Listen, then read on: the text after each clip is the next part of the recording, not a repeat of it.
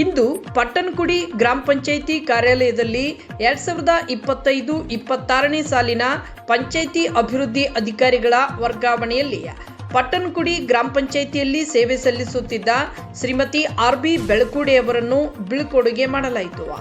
ಅದೇ ರೀತಿ ಚಿಂಚಣಿ ಗ್ರಾಮ ಪಂಚಾಯಿತಿಯಲ್ಲಿ ಸೇವೆ ಸಲ್ಲಿಸುತ್ತಿದ್ದ ಪಂಚಾಯಿತಿ ಅಭಿವೃದ್ಧಿ ಅಧಿಕಾರಿಗಳಾದ ಶ್ರೀ ಕೆ. ಮೋಮಿನ್ ಅವರನ್ನು ಸ್ವಾಗತಿಸಲಾಯಿತು. ಈ ವೇಳೆ ಗ್ರಾಮ ಪಂಚಾಯಿತಿ ಸದಸ್ಯರು, ಗ್ರಾಮಸ್ಥರು ಮತ್ತು ಗ್ರಾಮ ಪಂಚಾಯಿತಿಯ ಸಿಬ್ಬಂದಿ ವರ್ಗ ಉಪಸ್ಥಿತರಿದ್ದರು.